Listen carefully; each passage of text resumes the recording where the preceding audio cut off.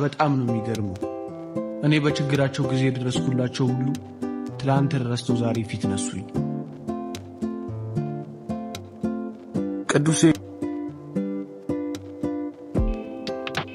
እቃ ረስቼ እኮ ልመለስ ነበር ያገኘኝ። ስጠራ እኮ የለም ሲባል እስክትመጣ ድረስ እዚህ እየጠበቅኩ ነበር። መቼ ጠርተኝ ነበር እንዴ? አዎ የለም ወጥቷል እኮ አሉኝ። በቃ የወጣው መስሏቸው ነው። እኔማ አንድ ነገር ላስቸግር ነበረ። መቼም ታውቃለህ ከስሬ ዜሮ ሆኛለሁ። አዎ ሰማሁ እኮ ብታይ በጣም ነው ያዘንኩት። ለአንተ ይሄ አይገባም ነበር። አሁንማ የመጣሁት የተወሰነ ብር እንድታበድረኝ ነበር። አይ አለመገጣጠም ለዚህ እኮ ነው የሚያስጠላው። ብታይ ብሩን ዕቃ አስገብቼበት ብሩ እንዳለቀው ላይ ነው ያለው። በዛ ላይ አንተ ስለሆንክ በጣም ነው የከበደኝ።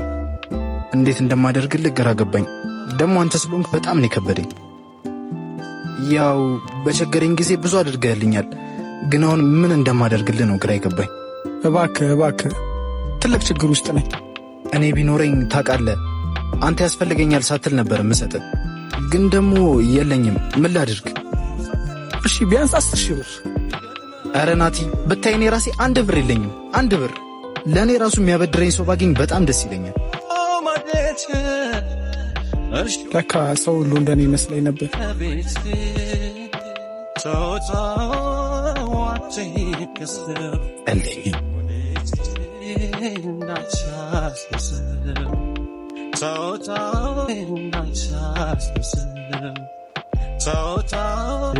መልካም ውለታ ስለ ሰው በችንገላታ ከሌለ ማን አለደጅ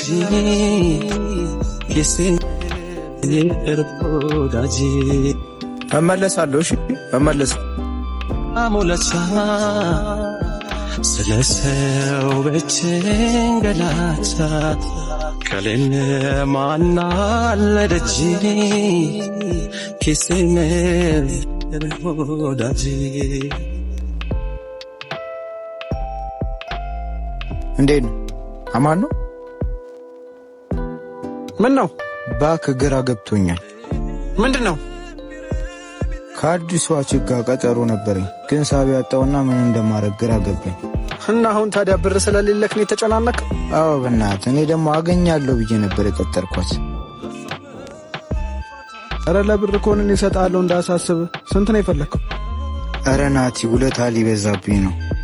ኧረ የምን ውለታ ነው? በጓደኝነት መሃል የብር ውለታ አለ እንዴ? ያስካለ ድረስ እንዳሳስብ።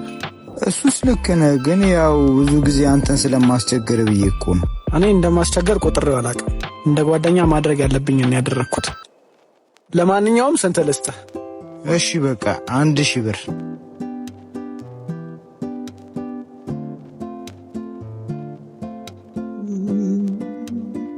እሺ በቃ በጣም ነው የማመሰግነው። ሰዓቱ ደርሷል። በቃ ችግር ሰንደቆን ቢያወታ በሐሳብ ገላቢከሳ አንተነት። ታዲያ ስራ ሰሞኑ እንዴት ነው? በጣም አሪፍ ነው። ብታይ እኮ ለዛ ነው የጠፋሁት። እኔም እኮ ስጠፋ ገብቶኛል፣ ሽቀላ ሲኖር ስለምጠፋ። ይሄማ እኮ የታወቀ ነው። እኔ የምልህ ናቲ እንደዚህ እስኪሆን ድረስ ከስሮ ነው? አይገርምም? መቼስ ብር አበድረኝ ብሎ ነው። ታዲያ ደግሞ ምን እንደገረመኝ ታውቃለህ? የለም ማስብየው በር ላይ ቁጭ ብሎ መጠበቁ። ምን? አይ ናቲ መጨረሻው እንደዚህ ሆነ። አስበው፣ እንደዚህ የነበረ ልጅ አሁን እንደ እኔ ቢጤ በር ላይ ቁጭ ብሎ እኔን ሲጠብቀኝ። ወይ ናቲ፣ እኔ እኮ አንድም ቀን እንደዚህ ይሆናል ብዬ አስቤ አላቅም ነበር። እኔስ ብትል አኩኩሉ በለው እኮ በቃ እንዳያይ እንዴት ብዬ እንደምሄድ ደሞ ብሎ አባሮሽ እንዳያረግብነ።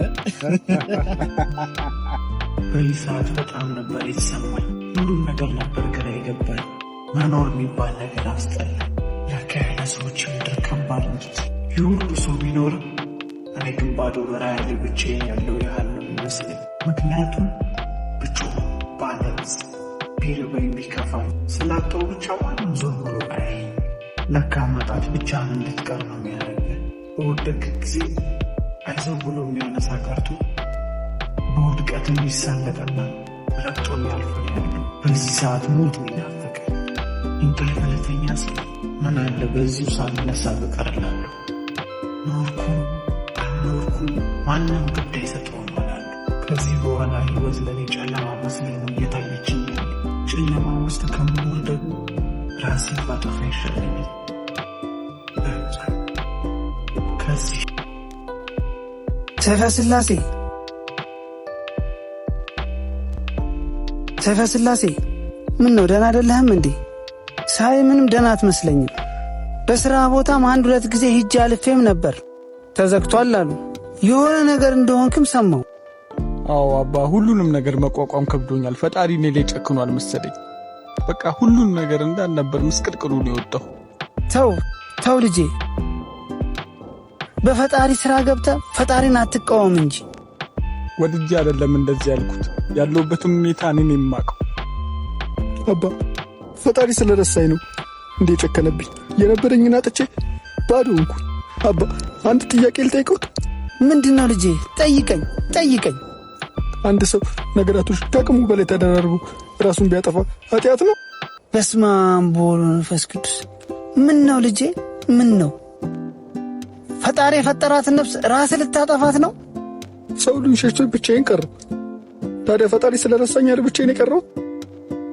አባ ፈጣሪ ስለረሳኝ ነው እንዴ ጨከነብኝ? ፈጣሪ ፍጥሩን በፍጹም አይረሳም። ይሄ ፈተና ነው እንጂ ልጄ። ይሄን ገመድ ነፍስ ልታጠፋበት ነው እንደ ያዝከው? አዎ አባ በቃ በላምጣ። ምን አሰብከው ልጄ? ፈጣሪ እሱ ይቅር ይበለ። ምን ነክቶ ነው በዚህ ልክ በፈጣሪ እምነት ያጣኸው ልጄ?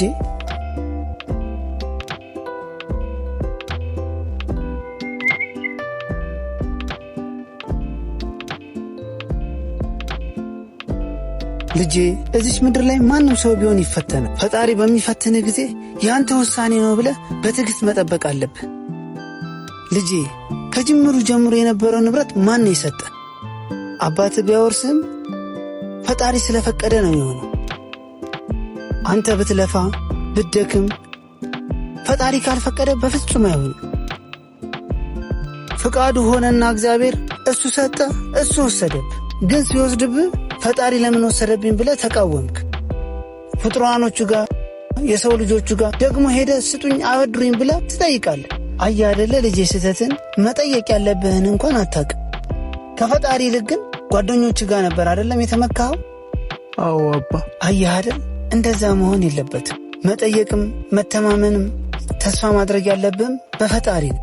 ከዚህ በኋላ የከፋ ችግር እንኳን ቢደርስብህ እንኳን ሰዎችን ተስፋ እንዳታደርግ። በተለይ በወደቅክ ሰዓት ከሰው ሳይሆን ከፈጣሪ ነው ተስፋ ማድረግ ያለብህ። አሁን ከወደቅክ በኋላ ከማማረር ውጭ ፈጣሪን አንድ ቀን እንኳን ጠይቀኸው ታውቃለህ? አላውቅም። ግን እኔ መጥፎ ሰውኛ አይደለም። በዚህ ልክ ለምን እንደዚህ ሆንኩኝ ብዬ ነው ማማረር። ይኸውልህ ልጄ፣ የኢዮብን ታሪክ ታውቀዋለህ። ፈጣሪ በሰጠውና በወደደው ነገር ለዓመታት ወስዶበት ፈተነው። ኢዮብ ግን አንድም ቀን ፈጣሪን አላማረረም። የፈጣሪ ውሳኔ ነው ብሎ ነው ያመነው። ከዛ በኋላ በመታገዙ ምክንያት የወሰደበትን 7 እጅ አብዝቶ ሰጠው። መቼም ልጄ የኢዮብን ፈተና ታውቃለህ አይደል? በጣም ከባድ ነበር። በዚህ ምድር ላይ እንደ ኢዮብ የተፈተነ የለም። አንተም በጨነቀ ጊዜ ሰዎችን ሳይሆን ፈጣሪን ነው መጠየቅ ያለብህ። ወደ እሱ ተመለስ፣ ጠይቅ፣ ይሰጣል። አንኳኩ፣ ይከፈትላቸዋል። ወደ ፈጣሪ ተመለስ። እሺ አባ።